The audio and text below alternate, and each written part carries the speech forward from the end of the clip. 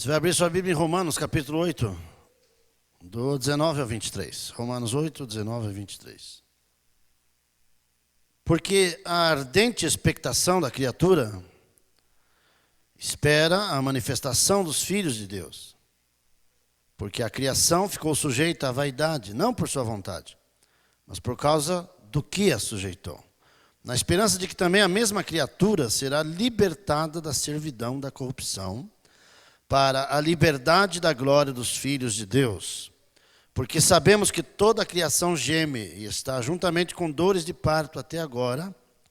E não só ela, mas nós mesmos, que temos as primícias do Espírito, também gememos em nós, esperando a adoção, ou que seja, a redenção do nosso corpo. Pai, que os teus filhos ouçam essa palavra nessa noite, que possamos todos sair daqui convictos da nossa fé, uma fé aumentada pela sua palavra, e que possamos viver de acordo com ela cada dia da nossa vida, desde agora e para todo sempre. Amém? Fala para o teu irmão da direita e da esquerda, diga a coisinha linda de Jesus. Aleluia. Você já imaginou como seria viver, se nós conseguíssemos viver hoje como a igreja primitiva vivia? Seria bom ou não? O mesmo amor e comunhão partilhados por ela? Parece utópico, né? Mas não é impossível. É possível. É isso que esse texto fala. A criação está esperando isso acontecer. E o que é criação? Não está falando só de pessoas. Ele está falando de tudo que foi criado. Está esperando exatamente que os filhos de Deus se manifestem na face da terra. É isso que está faltando. E quando os filhos de Deus se manifestam, a própria natureza, ela se transforma. Ela reconhece isso. Há um mover de Deus nisso, quando os filhos de Deus se manifestam. E ele fala aqui como as dores de uma mulher que está para ter o seu filho, as dores de parto. A mulher que está para dar à luz. É uma dor incessante, uma dor que não passa. A natureza está assim. O Espírito geme por nós, com os gemidos inexprimíveis, para interceder pela igreja. E isso a gente vê claramente no que está acontecendo hoje, nessa falta que faz um evangelho puro e genuíno. É mais ou menos como a criação estivesse pensando assim. Eu imagino um leão, um feroz animal da floresta, indomável, quando se encontra com um homem, um urso qualquer. Talvez ele pense assim, os homens têm tanto medo da gente, eles não sabem o poder que eles têm. O dia que eles forem os filhos de Deus, legítimos, verdadeiros, não vão ter medo dos animais, de ninguém, da natureza, de um temporal. O verdadeiro filho de Deus não tem esse tipo de medo. Ele enfrenta isso, né? Eu sei que as árvores, a natureza, os oceanos, vulcões, estrelas, cometas, todo o universo está esperando o grande dia da manifestação dos filhos de Deus. E que vai acontecer. O verdadeiro filho de Deus também geme. Por que nós gememos? Ali diz, também nós gememos. Há um gemido como se a mulher tem a dor do parto para que o seu filho possa nascer, a criança também está esperando nascer. Há um tempo determinado para ela nascer. E eu vejo isso, que todos nós estamos aguardando a vinda de Cristo e nós não estamos percebendo que o que está faltando em nós é entender que Ele vai voltar, mas que nós precisamos estar preparados para isso. Nós, como igreja, precisamos se preparar. E o ser humano precisa gemer nessa, digamos, ansiedade da volta de Deus, desejar a volta dele. E eu não vejo isso acontecer muito na igreja atual.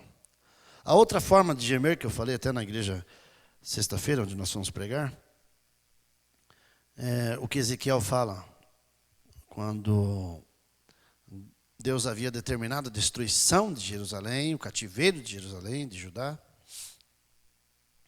e que Ezequiel lá, na terra do cativeiro, teve uma visão sobre Jerusalém, e ele viu quando Deus tinha determinado, então, os anjos destruidores, com as suas armas de destruição, e no meio deles havia um que era parecido com um escriba, com ferramentas de escriba na sua cintura. E Deus diz assim: disse-lhe o Senhor, passa pelo meio da cidade, pelo meio de Jerusalém, e marca com um sinal a fronte dos homens, a testa dos homens que suspiram e que gemem por causa da abominação que o povo comete. Esse é um gemer que a igreja precisa ter. Se o Espírito intercede por nós com gemidos inexprimíveis, porque nós não sabemos orar como convém, o homem e a mulher de Deus que busca a santidade, ele não consegue ver o pecado e ficar parado, calado, sem sentir nada. Ele precisa gemer por isso. Ele precisa ter um desgosto pelas coisas erradas que acontecem à sua volta. O Espírito geme por nós também, porque nós não sabemos nem orar como convém. Da mesma forma, o Espírito nos ajuda em nossas fraquezas, pois não sabemos orar, mas o próprio Espírito intercede por nós com gemidos inexprimíveis. Quando alguém está gemendo, por que ele geme? Não é porque ele tem dor? Ou alguém geme sem sentir dor? Geralmente é por dor. Sempre vou fazer alguma visita para alguém que está doente e você fica em silêncio, de repente se ouve um gemido tão baixinho, aquela pessoa sente uma dor tão aguda e profunda e ela não consegue exprimir com palavras. É um gemido de dor. A igreja na terra precisa crescer através desse gemido de angústia pelo pecado das pessoas. E mesmo que a dor esteja num lugar pequeno do seu corpo, ela pode causar um transtorno em todo o corpo. E às vezes o seu semblante mostra isso. É difícil as pessoas que passam pela dor e não demonstram. A maioria demonstra no rosto que ela está sentindo. Mesmo que a dor seja lá no pé. O rosto expressa isso. Eu sei que uma igreja sem dor é uma igreja sem emoção, sem vida. Uma igreja sem dor não tem vida. É preciso ter dor para demonstrar que está vivo. Eu vou usar aqui um exemplo, e nós vamos passar algumas fotos para você ver, de casos, por exemplo, de leprosos. Você sabe que o leproso ele porta a doença de Hansen, comumente chamada de lepra. E uma outra doença que nós vamos também abordar, falar sobre ela nessa noite, é aqueles que têm a síndrome de Riley-Day, ou síndrome de Proteus, que é uma desordem do sistema nervoso autônomo que afeta o desenvolvimento e a sobrevivência dos neurônios sensoriais, simpáticos e parasimpáticos no sistema nervoso autônomo sensorial, resultando o quê? De vários sintomas, incluindo insensibilidade à dor, incapacidade de produzir lágrimas, fraco crescimento, e pressão arterial labial, que é a hipertensão episódica e hipotensão postural. Essa doença de Riley-Day é uma doença hereditária autossômica recessiva relacionada com uma mutação de um gene do corpo humano. Olha o gene que é IKBKP, do cromossomo 9. O sintoma mais característico dessa doença é a ausência da sensibilidade da dor. No entanto, existem ainda outros sintomas: deficiência no crescimento, dificuldade em comer, apneia, vômitos, convulsões, hipotonia, escoliose severa, diminuição do sentido do paladar. Assim, quem possui essa doença não sente dores, elas ficam muito mais sujeitas a sofrer acidentes, param de registrar qualquer aviso de dano nos tecidos do corpo, cortes ou queimaduras. E essa doença foi descrita pela primeira vez pelos médicos Milton Riley e Richard Lawrence Day. Sem o aviso da dor, as pessoas têm o quê? Elas acabam morrendo de acidentes ou de outras coisas. E essas pessoas morrem abaixo dos 30 anos, e muitas delas se matam. No caso da lepra, os pacientes também sofrem por não sentirem um alerta da dor. Põe aí a primeira foto para nós.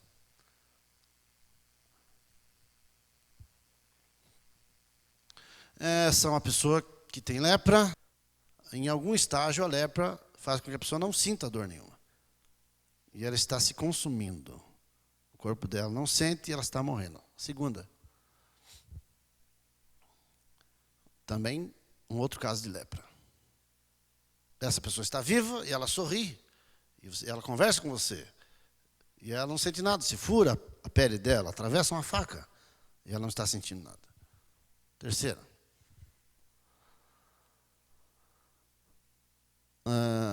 Tanto no rosto, nos olhos, como ele já não tem nenhuma parte das suas mãos. Próxima. Também afeta principalmente esses membros mais vulneráveis do nosso corpo. Porque você acha que as suas mãos e seus pés são fortes, mas na medicina eles são muito vulneráveis. Próximo. Também é uma pessoa com lepra, com Hansen. E você sabe que na época do Velho Testamento, também do Novo Testamento, né? Os leprosos não podiam entrar no templo e não podiam ficar próximo à cidade, às pessoas, não podiam tocar nelas. Próximo. Muito afetado, até a visão dessa pessoa ela já perdeu. Próximo. Principalmente nos países menos desenvolvidos, onde a medicina não alcança. Nós já voltamos a ter mais algumas aqui. O Dr. Paul Brand, já falei aqui sobre um livro que ele escreveu junto com o Philip Yancey. Ele conta a história de um paciente que melhorou e deram alta para ele. Ele foi passear na casa dos seus parentes. E quando chegou lá, o doutor pediu para ele ter todo o cuidado. Ele foi muito bem tratado pelos seus parentes, arrumaram um quarto para ele dormir, mas não tinha cama, então eles arrumaram um colchão no chão para ele, um cobertor. Fazia muito calor e ele dormiu, se cobriu. Quando ele acordou no outro dia, ele viu um sinal de sangue no quarto dele. Ele levantou o cobertor, estava faltando um dedo dele. Um rato tinha comido o dedo dele. Ele não sentiu nada. Ele ligou para o médico, desesperado. O médico falou, mas você sabe que você não sente nada, você tem que cuidar da sua vida. Daí, na noite seguinte, enfaixou o seu pé e disse, eu vou me cuidar. Ele disse assim, eu vou ficar lendo a noite toda, não quero dormir, vou ficar acordado. Então ele ficou lendo até de madrugada e um lampião do lado dele, para ajudar na leitura. Acontece que ele foi vencido pelo sono e dormiu de novo. E ele se encostou no lampião. No outro dia, metade do braço dele estava queimado. Ele não sentiu nada. Sabe o problema de uma igreja que não sente dor? É porque todo o sofrimento do seu irmão não é nada para você. O olho não pode dizer para o ouvido, você não faz parte. Não é isso que Paulo falou? O pé pode falar para a mão, você não faz parte? E como que uma igreja que não sente dor vai tratar aqueles que sentem dor? Essas pessoas morrem por não sentir dor. E nós estamos cheios de pregadores do mundo que estão pregando uma vida sem dor. Há uma mulher aqui em Taubaté, São Paulo, que ela tem essa síndrome de Riley-Day. Ela teve luz, ela deu a luz ao seu terceiro filho, ela dormiu no parto. Ela não sentiu nada. Só que o corpo dela é todo queimado, é todo cortado. Ela não tem paz na vida, em nenhum momento. Eu fui visitar uma pessoa aqui em Curitiba faz mais de 20 anos. Bem mais, antes de eu casar, eu era solteiro. E eu estava conversando com ela, ela foi buscar uma chaleira que estava no fogo e tinha uma outra chama acesa. E ela, com o braço dela em cima da chama, eu fiquei preocupado, disse, vai queimar o braço meu, você não está sentindo nada. Não senti nada, o que aconteceu? As pessoas morrem sem dor. É preciso dor. A igreja precisa sentir. Chorar com quem? Chora. Mesmo sem vontade. Sentir a dor dos outros. Se você não tem uma, sinta de alguém. Isso que é a igreja. Uma igreja se importa com isso. Os leprosos precisam de muita atenção, se adaptar à vida cotidiana, em casa. Qualquer trabalho manual para eles tem que ter bilhetes. Isso aqui é quente, isso aqui é frio. Isso aqui corta, isso aqui dá choque. Como uma criança. Precisa disso. Sem dor, as pessoas morrem também.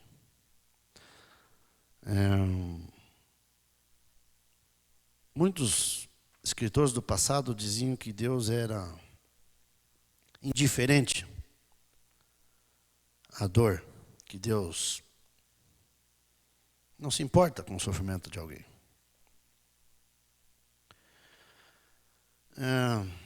Jesus falou assim: eu estava preso, não é isso? E vocês não foram me visitar. Eu estava nu, vocês não me vestiram. Eu estava doente, eu estava com fome, eu estava com frio. Quem é que estava? Ele. Como que não sente a dor? Isaías 53 fala do quê? De férias na praia? Isaías fala de sofrimento. Um Deus que esmaga seu filho, por mim e por você. Agradou Deus? Moê-lo, fazendo enfermar. Como ele não sente dor? Deus estava em Cristo, reconciliando consigo o mundo. A cruz não tem dor? Como não sente dor? Que história é essa, Deus não sentir dor? A Bíblia está repleta de coisas desse tipo: Deus amar, odiar, sofrer, ter fome, ter frio, se irar. Está cheio de exemplos assim na Bíblia.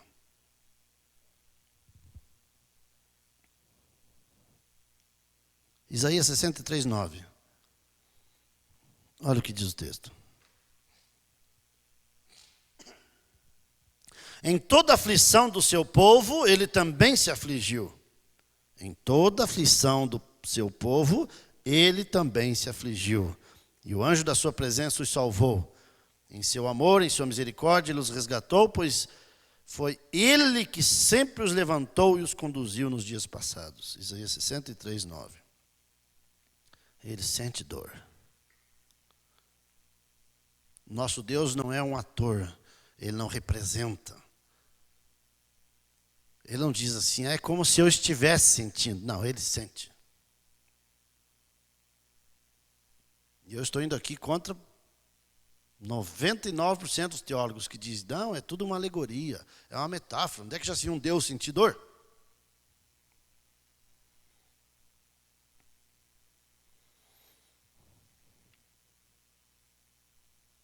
Vamos falar sobre crucificação? Mostra para nós, Lares. Aí uma cena de crucificação. Há várias cruzes. Lembre-se que a cruz de Cristo não foi a única, nem a dos ladrões que estavam ao lado dele. Era uma prática comum. Mais para frente.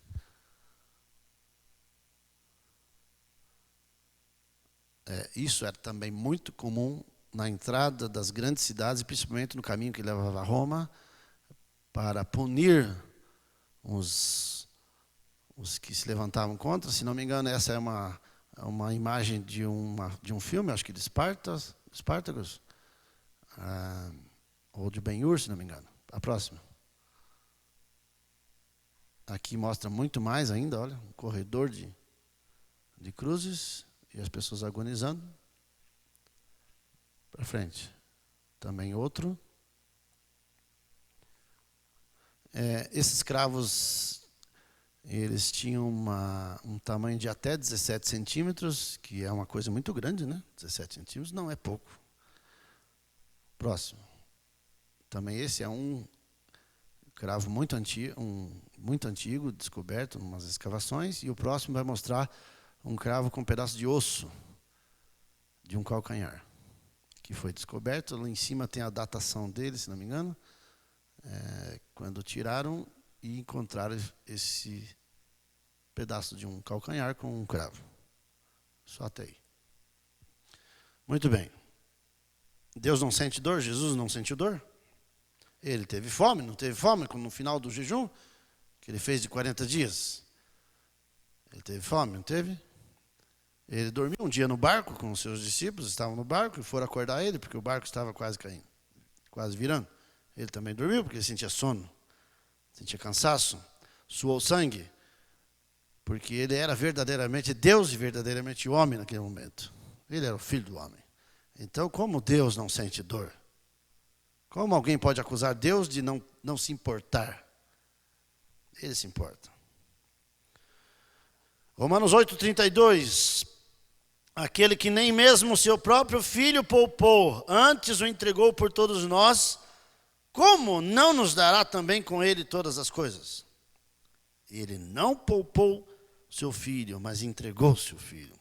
E mais um outro texto que diz em 2 Coríntios 5:19. Deus estava em Cristo reconciliando consigo o mundo. Cristo estava crucificado. A Bíblia diz que Deus estava em Cristo. Tire a sua conclusão.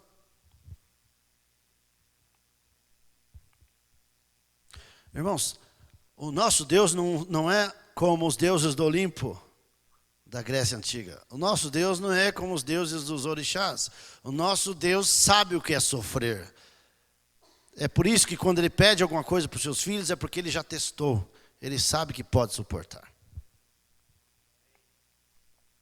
Mas nenhum teólogo vai admitir isso. Amor, tristeza, ira, ciúmes, fome, tantas outras coisas que ele passou. Isaías 53, então, é o ápice de tudo isso.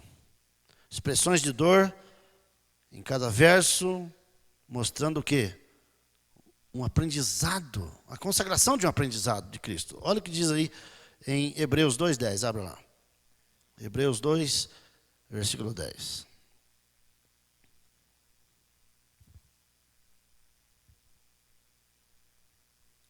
Porque convinha que aquele para quem são todas as coisas, e mediante quem tudo existe, trazendo muitos filhos à glória, consagrasse pelas aflições o príncipe da salvação deles. Consagrasse pelas aflições.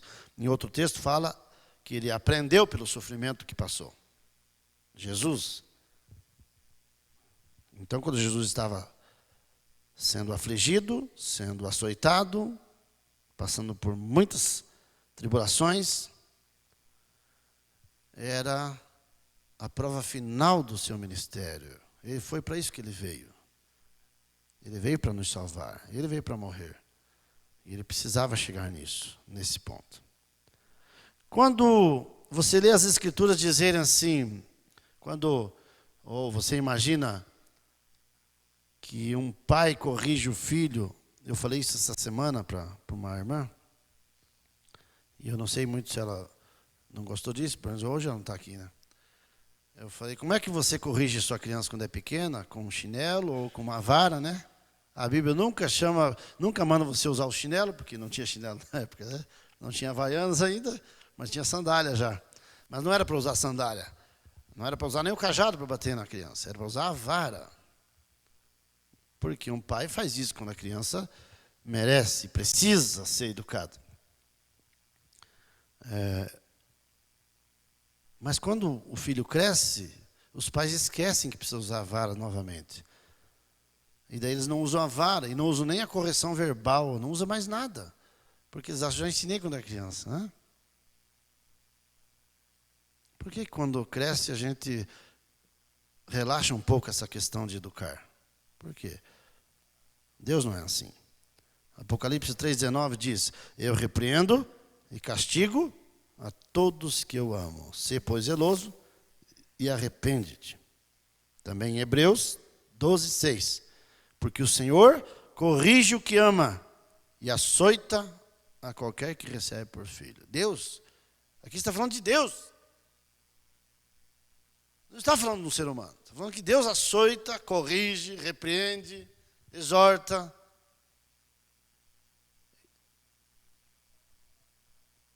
Sabe o que os antigos falavam? Isso passou a ser parte do texto bíblico, mas era uma tradição eles falar isso. Quando o próprio Salomão diz assim, corrija-me o sábio, e eu ficarei contente com isso. Hã? Se você açoitar o sábio, ele vai ficar mais sábio. Mas se você açoitar o tolo, ele não vai mudar nada. Ele vai continuar tolo. Hã? Por que acontece isso? Porque aquele que vai crescer na presença de Deus, ele precisa receber a correção correta, exemplar, bíblica, Não para matar, mas para educar. Deus nunca mudou. Deus é o mesmo. Ontem, não me engano, nós estávamos falando com os irmãos sobre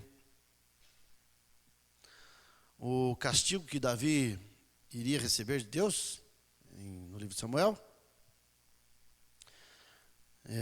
Que o profeta chegou para ele e diz: olha, me mandaram fazer uma proposta para você. Escolha aqui o que você quer. 3 anos você vai ser perseguido. Aliás, 3 anos de fome, desculpa. 3 anos de fome seria uma seca, seria alguma escassez terrível. 3 meses nas mãos dos seus inimigos, ou 3 dias pela peste. E Davi escolheu 3 dias, porque, aliás, é menos tempo, né? 3 dias. Só que morreram 70 mil pessoas. Pois bem, Deus não mudou, nunca mudou.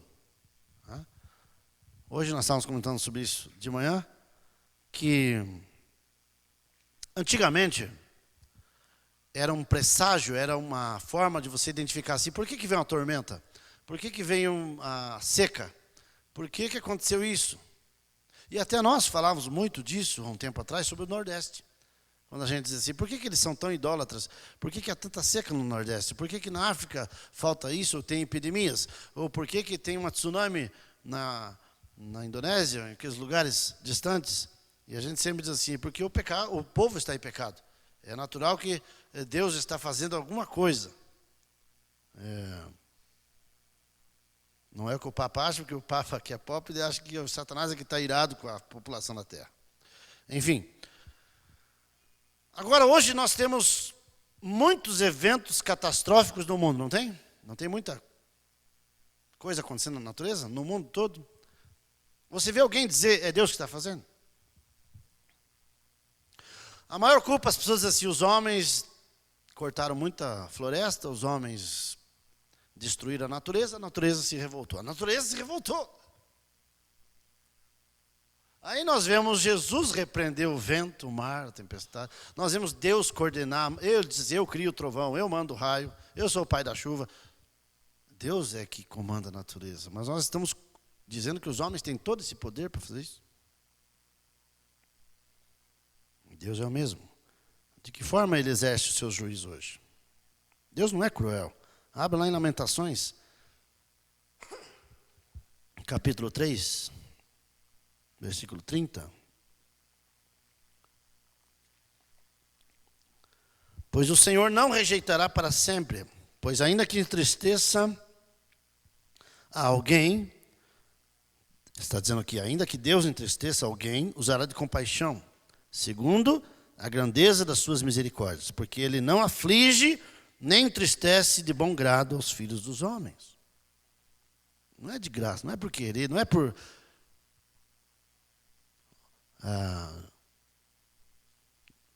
algum sentimento narcisista, masoquista de Deus. Eu vou trazer sofrimento para aquele lá.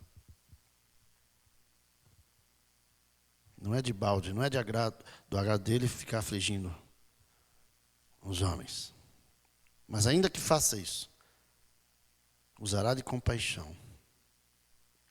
Aflição e tristeza, irmãos, são professores experientes, pode confiar. O problema é que há muitos pregadores ensinando errado, como os profetas de Israel. Falei semana passada aqui um texto também de Lamentações 2,14. Quando você só acha profeta para falar coisas boas que vai acontecer na sua vida. Que você vai prosperar, que você vai crescer, que você vai comprar, que você vai vender, que você vai se formar, que você vai conquistar. E o verdadeiro ofício do profeta era marcado, pelo contrário, era marcado pelas profecias. O que o rei Acabe falou do profeta? Que era o único verdadeiro? Tem um aqui, mas ele só fala coisa ruim para mim. Era o único de Deus.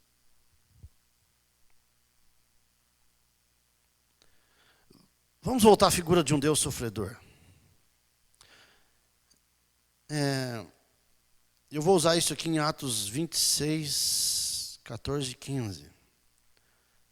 Quando Paulo teve a visão, teve aquela luz que clareou ele e caiu no chão. Ele era o Saulo ainda, né? depois se tornou Paulo. Atos 26, 14 e 15. E caindo nós, todos por terra, todos caíram por terra. Eu ouvi, ele diz aqui, ouvi uma voz que me falava em língua hebraica, dizendo, Saulo, Saulo, por que me persegues? Dura coisa te é recalcitrar contra os aguilhões. Então eu perguntei, quem és tu, Senhor? E ele respondeu, sou Jesus, a quem você persegue. Quem que é perseguido? Quem? Se Jesus fala assim, você está perseguindo Ananias, está perseguindo Filipe, está perseguindo Tiago, Estevão, mas você está perseguindo a mim. É a mim que se persegue. A dor é dele, o sentimento é dele, o sofrimento é dele. Quando a igreja é perseguida, quem é que sofre? Quem é que é o noivo da igreja? Se a igreja não entender isso, vai pensar que é contra os seus irmãos que está lutando. É os irmãos que estão guerreando entre si, principalmente na internet, né, irmão? No Facebook. Que coisa ridícula. Péssimo, de mau gosto. Não faça isso. Não perca o seu tempo. Quer evangelizar? Abra a sua Bíblia, escolha versículos, evangelize, pregue. Não fique cutucando. Para que se cutucar? Hã? Já viu o termo cutucar a onça com a vara curta? Por que você não faz isso com a onça? Ridículo, irmãos. Não há nada de ruim quando a igreja sente dor. O mal está em não sentir dor. Qual que é a maior dor que o ser humano suporta? Você vai erguer a mão e dizer, a minha dor é maior que as outras. Ninguém sabe o tamanho da minha dor. Como é que alguém vai dizer que tem mais dor que eu? Mostre aí para nós, Alisson. Há uma outra doença. Os médicos, a classe médica fez uma pesquisa no mundo todo. E eu também fiz a minha para descobrir que, embora você ache que é a sua dor, mas há uma dor chamada neuralgia do trigêmeo, considerado pela medicina a pior dor do mundo. Mostrem um gráfico dela.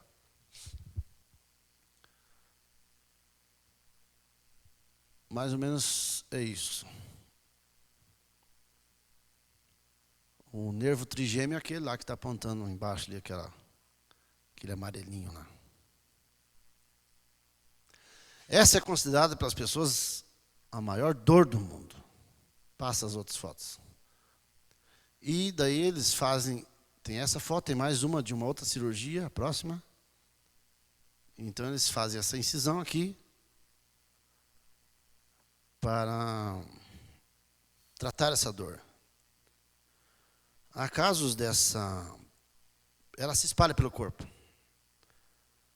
Há um caso de um senhor nos Estados Unidos. Engraçado que os Estados Unidos é campeão dessa dor. Ela é muito rara, essa dor. Ele ficou mais de 5 anos sem beijar os seus filhos, sua esposa. Não pode sair ao vento. Não pode tomar frio, nem quente. Não pode sorrir. Aliás, eles não sorriem. É muita dor. 90% das pessoas se matam de tanta dor. É muita dor. Não há melhora. Elas se dopam, elas tomam muito medicamento e daí afetam os outros órgãos do corpo. Porque elas querem parar de sentir dor. Quem é que gosta de sentir dor? Hã? Não é maluco, né? Mas é considerado pela medicina a pior dor do mundo. No Brasil tem alguns casos desses. Provoca dor absolutamente insuportável, causa suicídio nos seus pacientes, não encontra alívio em método científico, nenhum tratamento alternativo. Essas cirurgias são, na maioria, paliativas. E eles se matam. Sabe quando eu vejo a igreja hoje? A igreja, ela tem muito dos leprosos, ou da síndrome de Hilley-Day. É uma igreja que não sente dor de ninguém. Um irmão que sofre para nós não é nada. Nós não sentimos dor.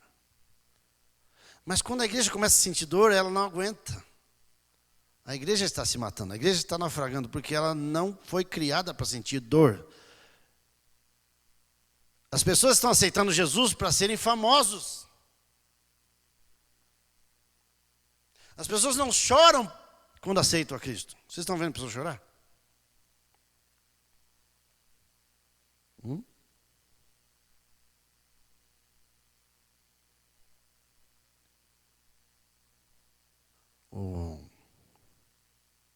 Eu até achei um fato interessante. Eu venho acompanhando os pastores da cidade, tipo, mapeando, monitorando eles, né?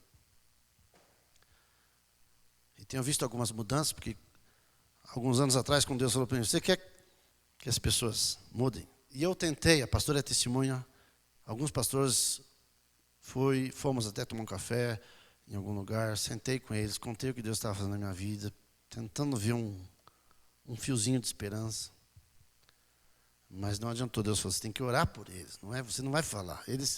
Esses que estão com a Bíblia na mão, eles precisam de outra coisa para despertar eles, porque eles têm o conhecimento. E eu vi na nossa região essa semana, na quarta-feira, o nosso superintendente estava falando aquilo que a gente fala aqui constantemente, isso já vem de anos. E não é uma coisa que eu inventei, porque muitos pregadores já falavam isso tempos atrás. Mas o superintendente falou assim, no culto de domingo, em vez de você sair daí, vai comer uma pizza, ou vai comemorar alguma coisa, ou vai assistir o Fantástico, você chega em casa, desligue tudo, né?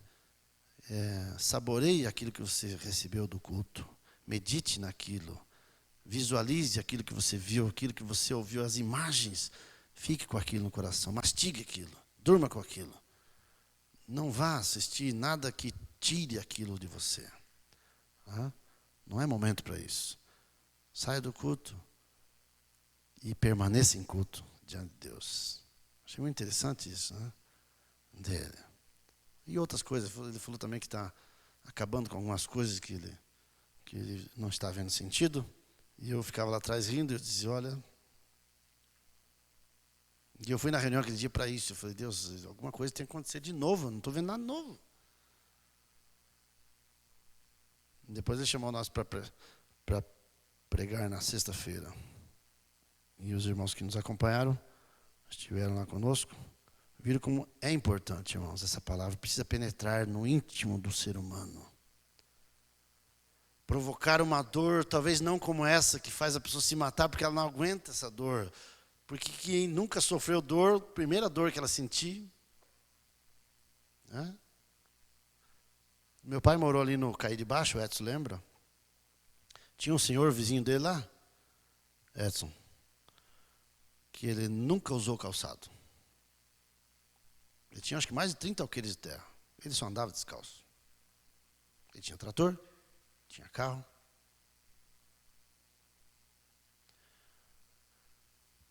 Mais intensamente aconteceu isso na vida dele depois que uma filha dele se matou. Não sei se a pastora lembra dessa história. A filha dele, ali mesmo, na própria propriedade dele, se matou. Isso agravou essa condição dele querer cada vez mais ser bruto, ser uma pessoa que não quer conforto, não quer nada, porque uma parte é tirada dele. E há muitos casos assim no mundo. Quando Deus via que a nação estava caindo no erro cada vez mais gritante, ele chamava um profeta e dizia para o profeta, agora você vai andar descalço, você vai andar nu, pelado, você vai dormir só de um lado, você vai cozinhar sua comida com fezes de animal, você tem que mostrar o horror que eu estou sentindo pela nação. Como é que nós pegamos profetas hoje que não sente isso pela nação? Como que alguém que prega a palavra não sente isso? A dor de Deus, Deus está com dor. Deus sofre, geme, mas a igreja não geme. Porque a igreja está iludida, tem uma venda nos seus olhos dizendo que ela só deve procurar as coisas boas dessa terra. Aí você pega os vitoriosos de Deus. Quem foram os vitoriosos de Deus? Elias ficou na caverna. Davi ficou numa caverna com seu exército. Muitas pessoas se retiravam ao fundo de umas águas, no meio de uma floresta, porque eles querem a presença de Deus. E a presença de Deus não está no meio só da multidão. A presença de Deus não está nos cartazes luminosos da cidade grande. A presença de Deus está dentro de um quarto com a porta fechada, no secreto, e Deus está ali com você.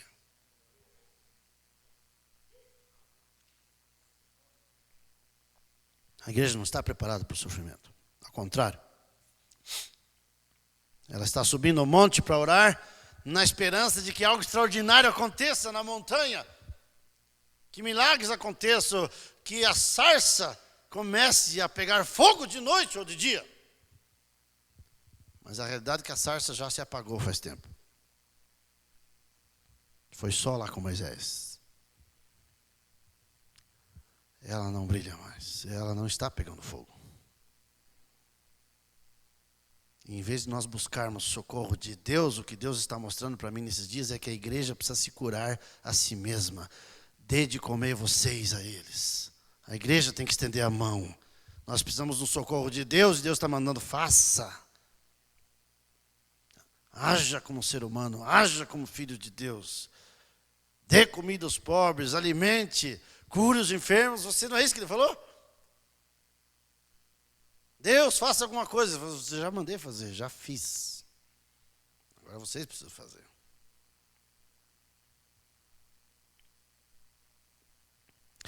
Malaquias 4:5, Joel 2:31, Atos 2:20, todos esses textos falam sobre a vinda, o grande e terrível dia da vinda do Senhor. Isso está para acontecer. Todos nós queremos. Deus pergunta, por que vocês querem o dia do Senhor? Vocês não sabem que esse dia é um dia de trevas? Porque não é um dia, é uma dispensação, é um tempo. Não está falando de um dia só, de 24 horas. Está falando que a vinda de Cristo vai se dar num evento grande.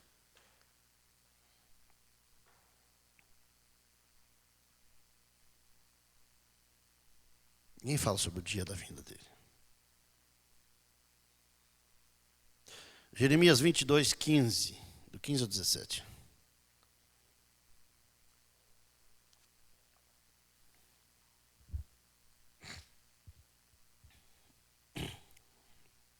Deus fala para um rei, para um filho de um rei.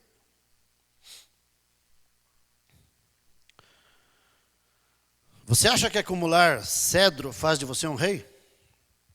Seu pai não teve comida e bebida? Ele fez o que era justo e certo, e tudo ia bem com ele. Ele defendeu a causa do pobre e do necessitado, e assim tudo corria bem. Não é isso que significa me conhecer? Declara o Senhor. Mas você não vê nem pensa noutra coisa além de lucro desonesto, derramar sangue inocente, opressão e extorsão. E há pastores que se gavam dizer, eu sou o mais rico do mundo, sou o mais rico do Brasil. Não interessa para Deus, isso não chega nem a piscar os olhos de Deus, uma pessoa fazer uma comparação dessa. Isso não estava, nem passou pela mente de Cristo que a igreja pregasse dessa forma. Jamais. Mas essa é a visão. Deus diz assim, o que significa me conhecer? Defender a causa do pobre, do necessitado. Não é isso que significa conhecer? Ou Jesus falou o que em João 17:3? A vida eterna é essa, que te conheçam, a ti somente, como a Deus único e verdadeiro, e a Cristo Jesus que tu enviaste. Isso é vida eterna. Conhecer a Deus. Mas essa semana eu perguntei para uma irmã se ela conhecia alguma coisa da Bíblia. Ela disse, não conheço nada. Faz 20 anos que está na igreja.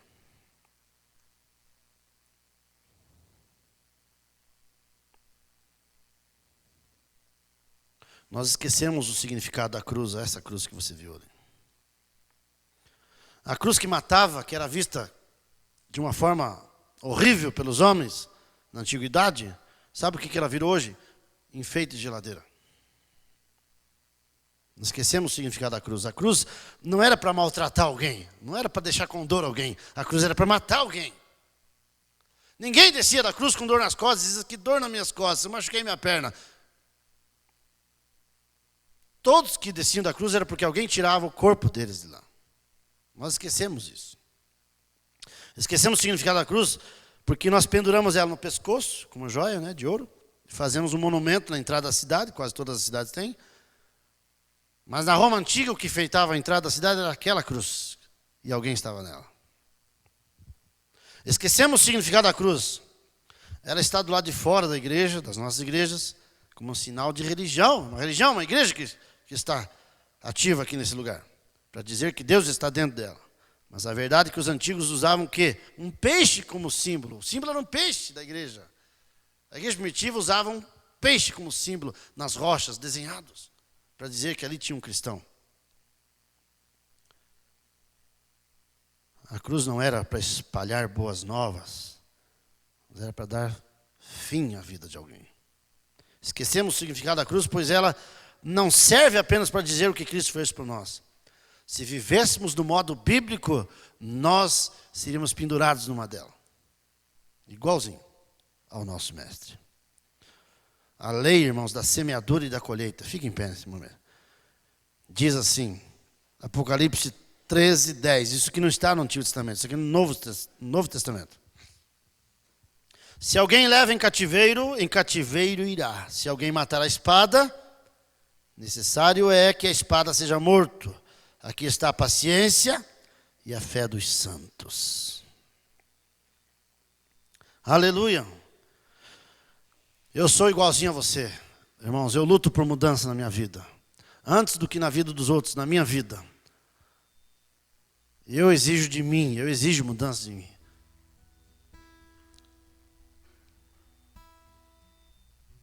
E o meu maior desespero diante de Deus não é quando eu não vejo os outros não mudarem. É quando eu não consigo mudar aquilo que eu preciso. Faz muito tempo que eu parei de ver só a vida dos outros e querer mudança na vida dos outros. Um dia eu descobri que a melhor coisa que existe é quando você recebe a sua transformação. Eu sei que vai acontecer alguma coisa. É imprescindível que Deus venha agir nesse mundo da humanidade, irmãos. Eu sei que Deus vai agir. Mesmo que haja inimigos nos púlpitos, nos altares das igrejas, ensinando coisas erradas a pessoas humildes, vai chegar o momento de Deus dizer assim, basta, a igreja é minha, eu vou cuidar dela como minha noiva.